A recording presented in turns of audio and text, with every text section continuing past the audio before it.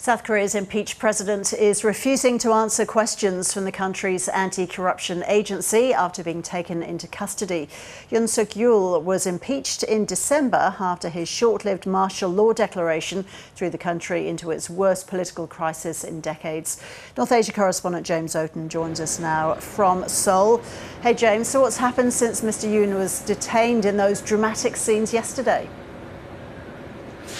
Well, Ros, as you've just mentioned, Yoon Suk-yeol has really been uncooperative with investigators after he was arrested yesterday at around 10:30 local time. Yoon Suk-yeol had of course been locked up in his presidential compound, refusing to come out and speak with investigators, and this led to the arrest warrant after he refused to speak to investigators on 3 separate occasions. So more than 1,000 police officers went to his presidential compound and made their way in and detained him. Now, they have a list of 200 questions that they want to get answers from Yoon Suk-yeol. Broadly speaking, this obviously all relates to his martial law declaration, which only lasted a few hours after it was voted down, but there are a lot of arguments that what he did was illegal, it was unconstitutional, it was undemocratic.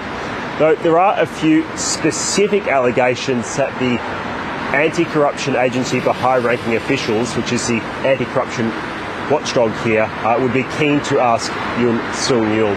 For example, his former defence minister has given testimony to prosecutors that Yoon Suk-yeol ordered the military to storm Parliament, to fire shots if necessary, to break the windows and drag the politicians out to stop that crucial vote from happening, because, as I mentioned, that parliamentary vote was really the only way that this martial law could have been flipped, and the opposition was effective in doing that. So that's one very serious allegation that the investigators will be keen to try and get some answers from Yoon Suk-yeol. There's another allegation that we've heard recently that Yoon Suk-yeol allegedly asked the military to storm the Electoral Commission offices here and take their servers. Now, this relates to a fairly new conspiracy theory that we've had in South Korea, which is that the recent parliamentary elections, when the opposition, the Democrats, strengthened their position in Parliament and have been able to effectively block Yoon's agenda, the allegation is that these elections were fraudulent. Now, there's no evidence to back up these arguments, but what it has become is this rallying cry, a calling card for his supporters, believing that something deeply troubling is happening within the government of South Korea, and they're going after their president as some sort of political witch hunt. And you can see in those protests, for instance, these signs that are quite prevalent now saying "Stop the Steal," clearly lifting from the MAGA movement there in the United States. And the president is due to face court later today, James.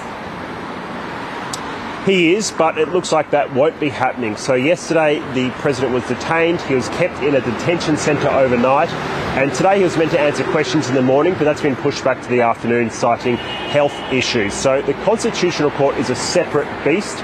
It's looking at whether the parliamentary vote to impeach the president should be upheld.